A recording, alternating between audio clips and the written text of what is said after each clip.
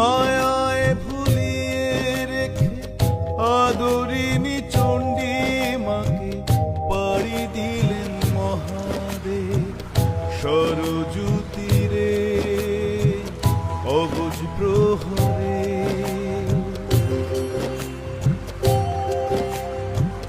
কিছুটা সন্দেহ আর দিশাহীন মোহ দু চোখ ছুঁয়ে থাকে, কিছুটা বিরহ ব্যথার গভীরে সরজু তীরে অবুঝ প্রহরে। দেবর্ষি বলেছেন এই সরজু নদী পেরোলেই সেই রম্য উদ্যান। মায়াবী কাননে কি কে সাজালো যাই দেখি, এই ভেবে নদী জলে রাখলেন পা। এ কি দেখলাম আমি? দেবী জল মধ্যে শায়িত? না না না, এ হতে পারে না, এ আমার মনের ভুল। তবু না চরণ চলে যেন কোন জাদু বলে, ঢেউ আসে এবার বুঝতে পেরেছি, দেবী সরজুর জলে বাধা সৃষ্টি করেছে যাতে তার সৃষ্ট উদ্যানে আমি না যেতে পারি। কিন্তু অন্য কোনো উপায় কি আছে সেখানে পৌঁছানোর? সর্বমঙ্গল মঙ্গলে শিবে সর্বার্থ সাধিকে শরণ্যে ত্র্যম্বকে গৌরী নারায়ণী নমস্তুতে। সর্বমঙ্গল মঙ্গলে শিবে সর্বার্থ সাধিকে শরণ্যে ত্র্যম্বকে গৌরী নারায়ণী নমস্তুতে। সর্বমঙ্গলম।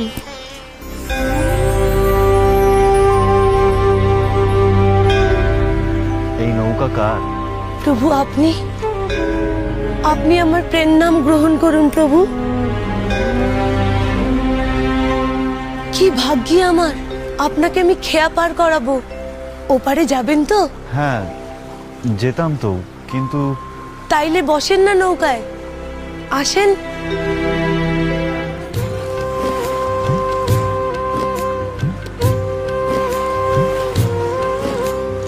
অবশেষে নদী পারে ডোমের খেয়ায় এসে যান মহাদেব মিলন ধারায়।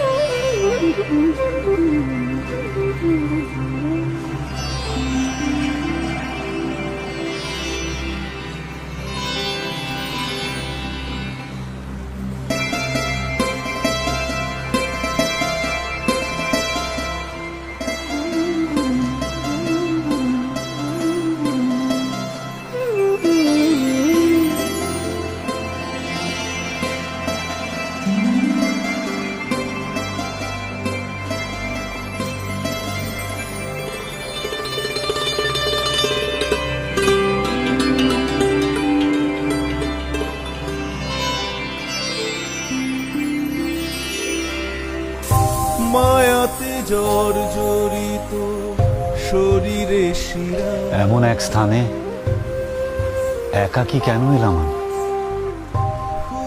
কেন দেবীকে সাথে আনলাম না? এমন মায়াময়ী স্থান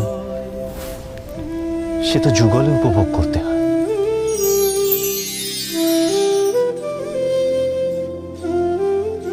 অনেকদিন যাবৎ আপনি ব্রহ্মচারীর জীবন কাটিয়েছেন। হে মহাদেব, এবার আপনার যথার্থভাবেই গৃহী জীবনে ফেরার পালা।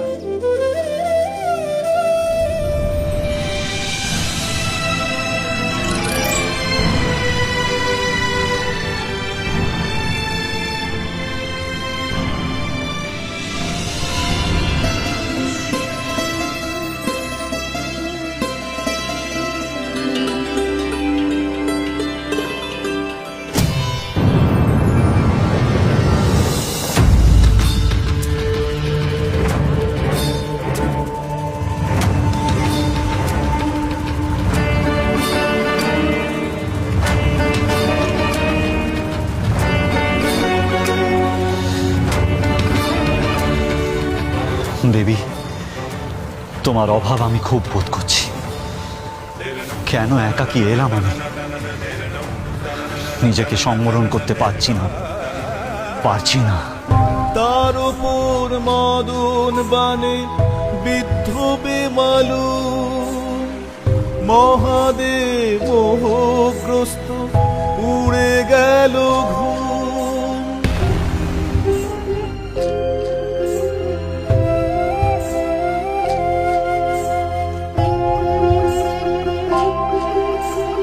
না, ইন্দ্রিয়াদি সংযত রাখতেই হবে আমায়।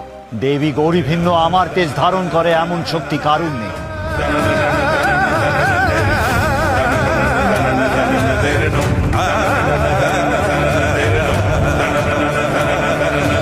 শরীরে অন্য টান, অন্য কলরব, বিন্দু বিন্দু জ্যোতি পুঞ্জ আলোর উৎসব।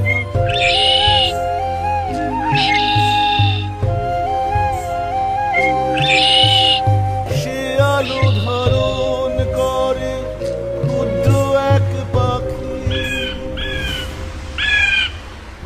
অসহ্য আগুন স্রোত প্রাণে যেতে বাকি।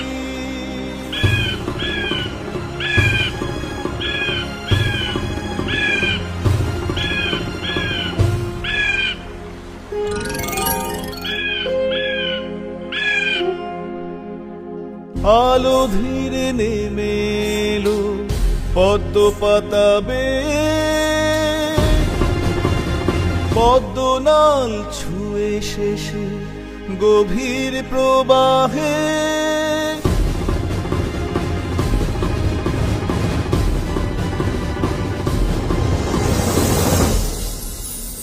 জলের তালে নেমে মাটি স্পর্শ করে, নাগলোকে দেব কন্যা জন্ম নিল ধীরে, জন্ম নিল ধীরে, জন্ম নিল